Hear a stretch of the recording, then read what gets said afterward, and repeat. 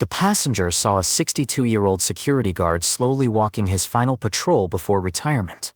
The terrorists saw an easy target to neutralize. What they didn't see was Detective Frank Martinez, 35 years NYPD Counter-Terrorism Unit, and the man who'd been studying airport vulnerabilities for 2 decades.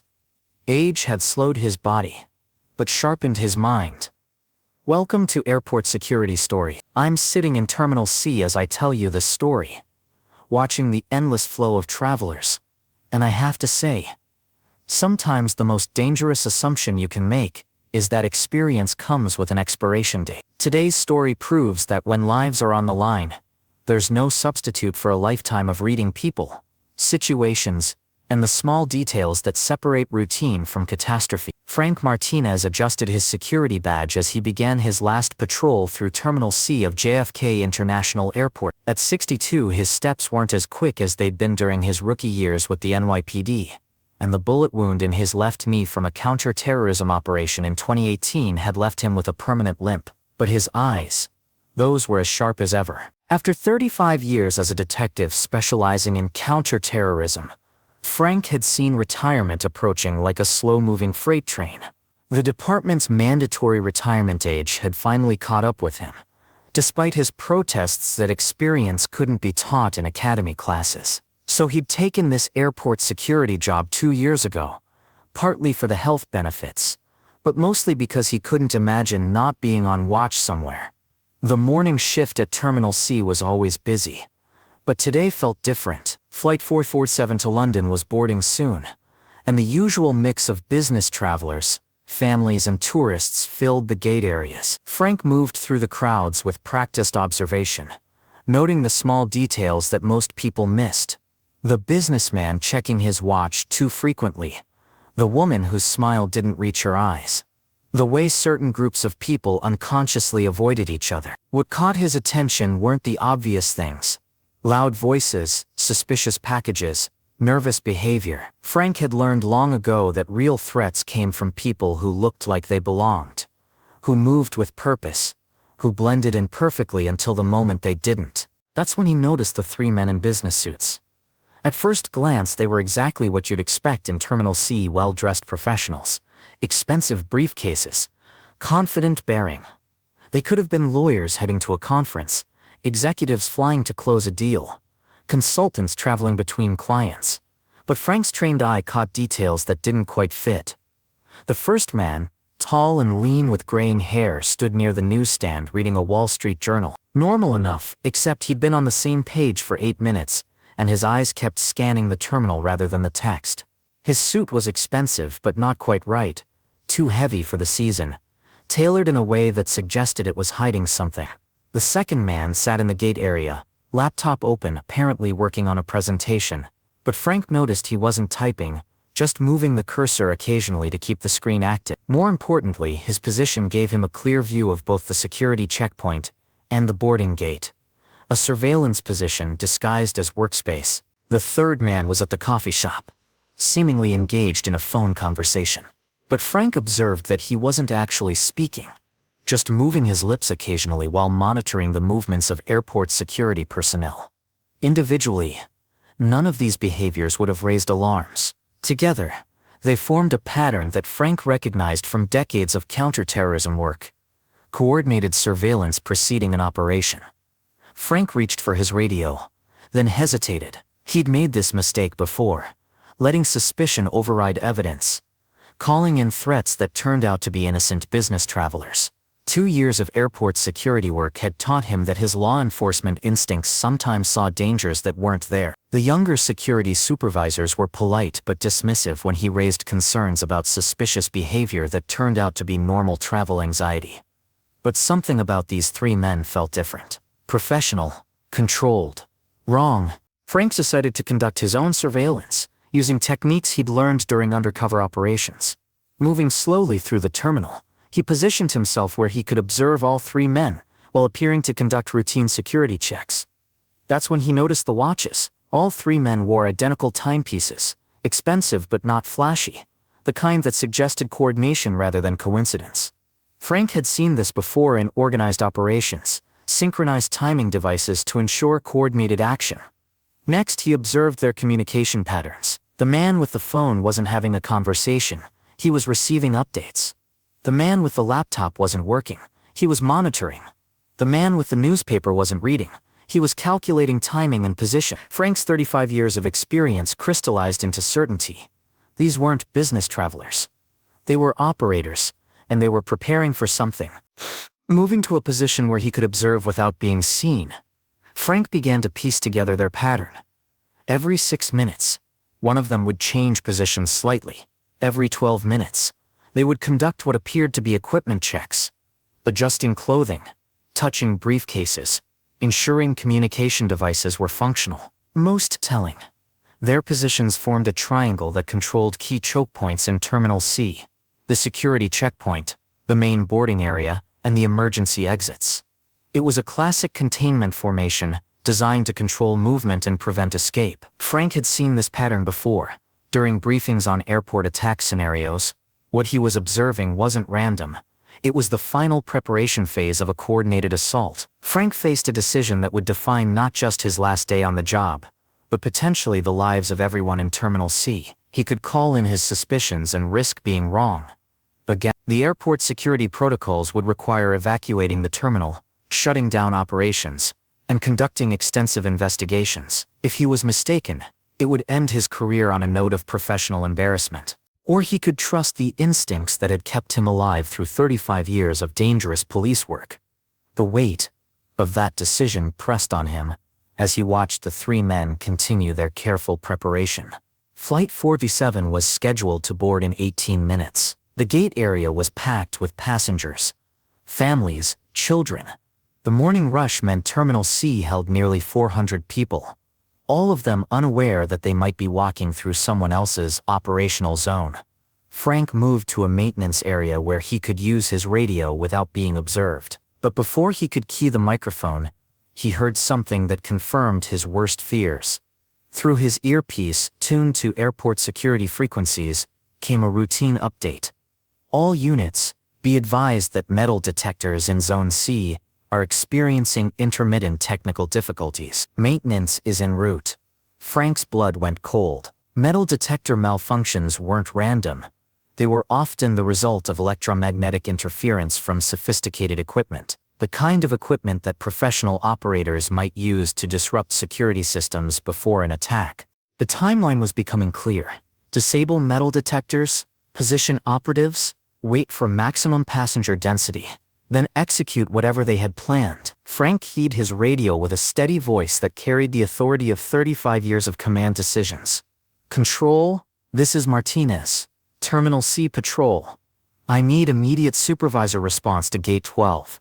Possible coordinated threat in progress.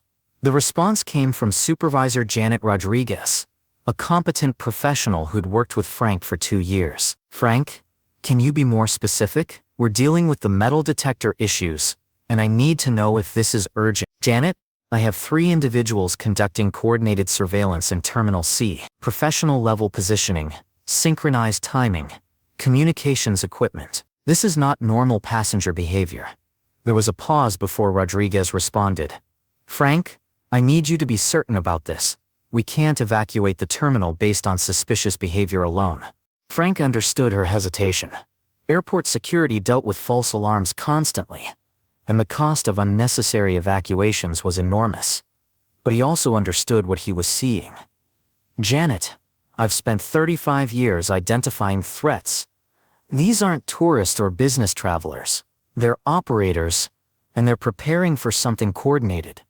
You need to implement lockdown protocols now. Frank, stay in position and maintain observation. I'm sending backup to your location.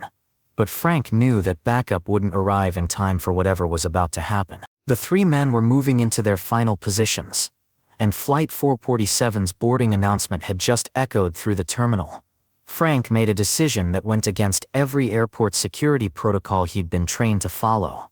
He was going to handle this himself, moving through the terminal with the deliberate pace that passengers expected from an aging security guard.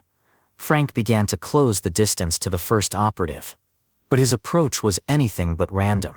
It was based on decades of tactical training adapted to a civilian environment. Frank's advantage wasn't speed or strength. It was knowledge. He knew Terminal C better than anyone.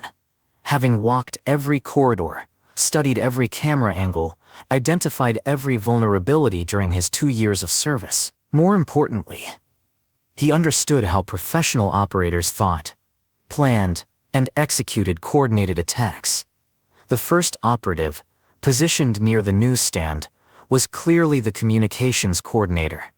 Taking him out would disrupt the entire operation's timing and communication. But Frank needed to do it in a way that wouldn't alert the other 2 operatives or panic the civilian population. Frank approached the newsstand with the slow, steady movement of a security guard conducting routine checks. To observers, it would look like normal patrol behavior. But Frank was calculating angles, distances, and response times with the precision of a tactical operator. "Excuse me, sir," Frank said politely, positioning himself within arm's reach of the first operative. "I need to check your identification for a routine security verification." The man looked up from his newspaper, and Frank saw something in his eyes that confirmed every suspicion. This wasn't surprise or confusion. It was professional assessment. The man was calculating whether Frank represented a threat to his mission. "Of course, officer," the man replied with a slight accent that Frank couldn't immediately place. "Is there a problem?" "Just routine, sir. Airport security requires random ID checks during high traffic periods." As the man reached for his wallet, Frank noticed several things simultaneously. The slight bulge under his left armpit suggesting a concealed weapon.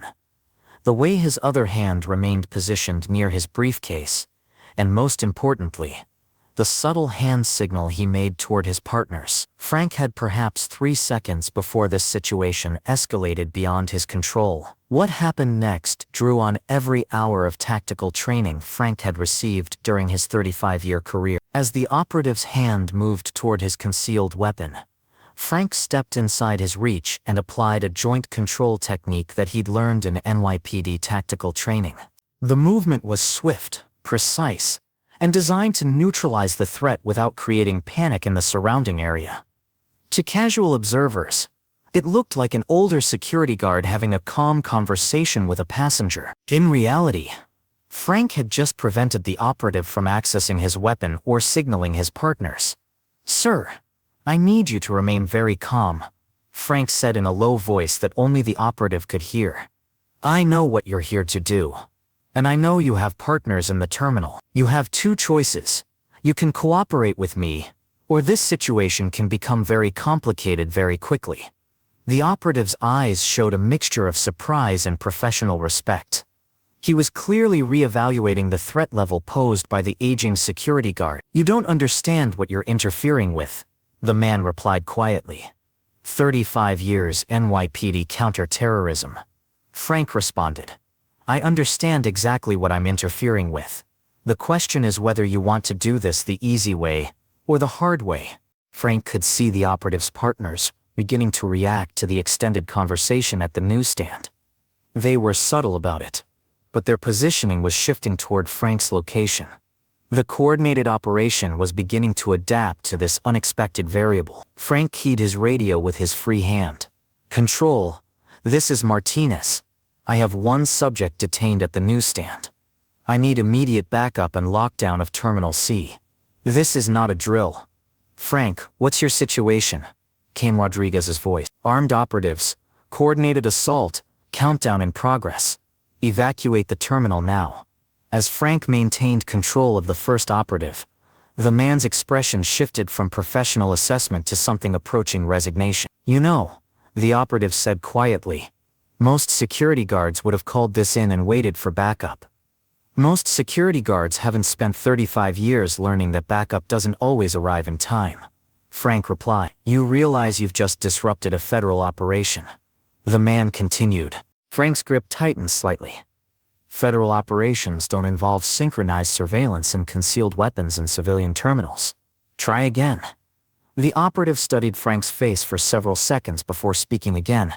"FBI undercover operation. We're tracking suspected terrorists who were supposed to be on Flight 45. You just compromised 6 months of investigation." Frank felt a moment of doubt, but his training kicked in. Badge and federal ID. Now, the man carefully reached into his jacket and produced credentials that appeared legitimate. Frank examined them closely, noting the wear patterns and security features that suggested authenticity. Agent David Chen, FBI Counter-Terrorism Task Force. The man said, "My partners are Agents Rodriguez and Kim. We've been tracking 3 individuals who were supposed to board Flight 4047 with intent to commit an attack. You just made us visible to our actual targets." Frank's mind raced through the implication. If these were federal agents, then his intervention had just compromised an ongoing counterterrorism operation. But if they weren't, then his suspicions had been correct from the beginning. "Call your supervisor," Frank said. "I want confirmation from FBI headquarters before I release you." "There isn't time," Chen replied. "The actual targets are about to board Flight 447, and they'll recognize that we've been compromised. We need to abort the surveillance and implement arrest protocols immediately." Frank found himself in the most difficult position of his career, trusting the word of someone who might be exactly what he appeared to be, or exactly what Frank suspected him of being. Frank made a decision based on 35 years of reading people under pressure. He would test Agent Chen's story while maintaining control of the situation. "If you're FBI, then you know the counter-terrorism protocols for this situation," Frank said. "What's the next step in your operations?" Chen responded without hesitation. "Contact Terminal Control, implement soft lockdown. Coordinate with airport police to identify and apprehend the 3 targets before they board. Standard FBI counter-terrorism playbook for domestic aviation threats." The answer was textbook correct, which made Frank even more suspicious. Real operations rarely followed textbook procedures exactly. "And your targets?" Frank asked. 3 male subjects, Middle Eastern nationality, traveling on suspected false documents. They're supposed to be carrying devices that our technical analysis indicates could be used to compromise aircraft systems.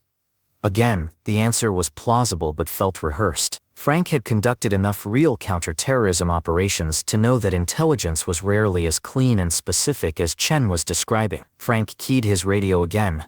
"Control, I need you to contact FBI Counter-Terrorism Task Force and confirm the identity of Agent David Chen, currently operating in Terminal C." "Frank, that's going to take time we don't have," Rodriguez responded. "What's your assessment of immediate threat level?" Frank looked into Chen's eyes and made a decision based on something more subtle than credentials or protocols. The man's micro-expressions, his breathing patterns, the way he held tension in his shoulders. After 35 years of reading people under stress, Frank could distinguish between the anxiety of a law enforcement officer whose operation had been compromised and the controlled focus of someone whose attack had been interrupted. "Immediate threat level is minimal," Frank said into his radio. "But I'm maintaining detention until we get federal confirmation." What followed was 15 minutes of tense waiting while Rodriguez worked through federal law enforcement channels to verify Chen's identity. During that time, Frank maintained his position at the newsstand, outwardly calm but internally calculating contingencies. The other 2 suspected operatives had moved to positions where they could observe the situation, but they hadn't approached or taken any aggressive action. Their behavior was consistent with federal agents maintaining overwatch on a compromised operation. Finally, Rodriguez's voice came through Frank's radio. "Frank, I have confirmation. Agent Chen is legitimate FBI, assigned to Counter-Terrorism Task Force 7. His operation has federal authorization." Frank felt a mixture of relief and professional embarrassment. "Copy that. Control." Releasing subject and returning to normal patrol. As Frank stepped back, Agent Chen adjusted his jacket and looked at the older security guard with professional respect. "Detective Martinez," Chen said, "you just demonstrated exactly the kind of vigilance that prevents real attacks. Your instincts were correct. We were conducting coordinated surveillance with concealed weapons. You had no way of knowing we were the good guys." "So where are the actual threats?" Frank asked. Chen gestured toward the gate area where Flight 47 was beginning to board. "They never showed. Our intelligence was wrong, or they detected our presence and aborted. Either way, your intervention forced us to abandon surveillance and implement arrest protocols that would have been unnecessary if the real targets had appeared." Frank nodded. understanding the complexities of counterterrorism work that didn't always follow neat narratives. So this was a successful operation that prevented nothing because there was nothing to prevent. Welcome to modern counterterrorism, Chen replied with a slight smile. Most of our successes are things that don't happen. As Frank prepared to complete his final patrol, Agent Chen approached him one more time. Detective Martinez, I want you to know that what you did today was exactly right. You identified a coordinated threat, maintained tactical control, and followed proper verification procedures. If we had been actual terrorists, you would have saved hundreds of lives.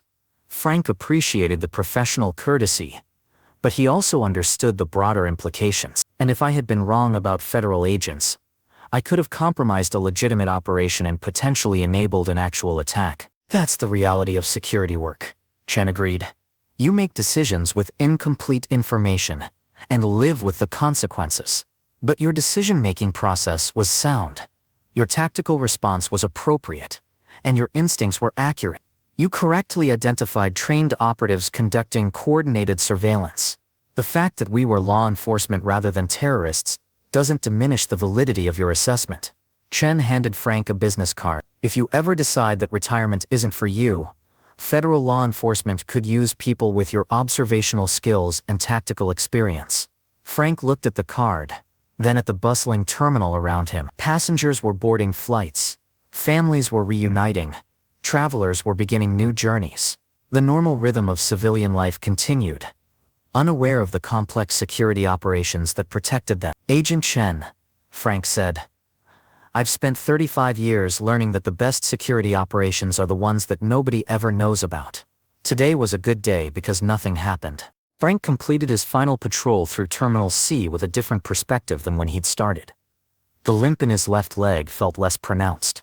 His observational skills felt sharper, and his sense of professional purpose felt renewed rather than concluded. As he reached the security office to turn in his badge and radio, Supervisor Rodriguez approached him. Frank, I owe you an apology. I was wrong to question your assessment. Agent Chen briefed me on what happened, and he made it clear that your response was textbook counter-terrorism procedure. Frank handed over his equipment with a slight smile. Janet, that's exactly what I would have wanted you to do. Verification and skepticism are what keep people safe. I wouldn't want you to evacuate terminals every time someone raised a concern without evidence. But you had evidence, Rodriguez pointed out. I had experience, Frank corrected. And after 35 years, sometimes experience and evidence look very similar. As Frank walked toward the terminal exit, he reflected on the morning's events. His last day on the job had become exactly what his entire career had been. Hours of routine vigilance punctuated by moments of critical decision-making, most of which would never be recognized or remembered. But Frank understood something that many people in security work learned only after years of experience. The measure of success wasn't in dramatic confrontations or public recognition. It was in the accumulation of days when nothing bad happened, when threats were identified and neutralized before they became crises, when experience and preparation prevented tragedies that the public would never know had been possible. The passengers in Terminal C continued their journey, unaware that their safety had been protected by a 62-year-old security guard, whose 35 years of experience had taught him to see patterns that others missed, to trust instincts that others ignored, and to act on professional judgment when the stakes were too high for hesitation. Frank Martinez walked out of JFK International Airport for the last time, carrying with him the quiet satisfaction of a career spent standing between ordinary people and extraordinary dangers. His last shift had ended the way his best days always had, with everyone safe, and nobody knowing how close they'd come to needing his protection. 6 months later, Frank received a letter from Agent Chen updating him on the FBI's continued investigation. The suspected terrorist they'd been tracking had been arrested in a different operation, and evidence suggested that their target had never been Flight 47. The federal surveillance in Terminal C had been based on intelligence that was ultimately proven incorrect. But Chen's letter included a detail that validated everything Frank had experienced that morning. Detective Martinez. Subsequent analysis of our operational security showed that our surveillance team's positioning and coordination had indeed created patterns consistent with hostile reconnaissance. Your identification of those patterns was not only accurate but demonstrated the kind of threat assessment that prevents attacks before they develop. The fact that you correctly identified trained operatives conducting coordinated surveillance, regardless of their actual mission, proves that your instincts and experience remain as sharp as ever. Frank kept that letter on his desk at home, next to his NYPD commendation and his airport security badge. To him, it represented something more important than recognition.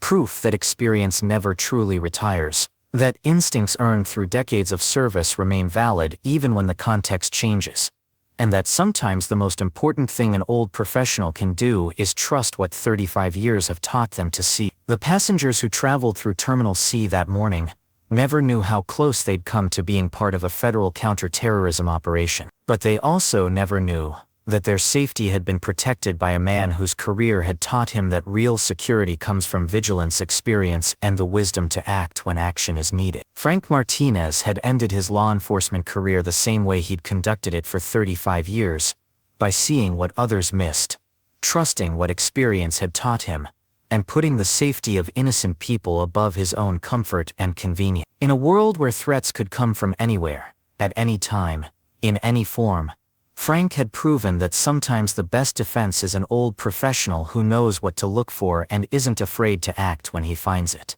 If you enjoyed this story of experience, vigilance, and the thin line between security and suspicion, don't forget to subscribe to Airport Security Stories.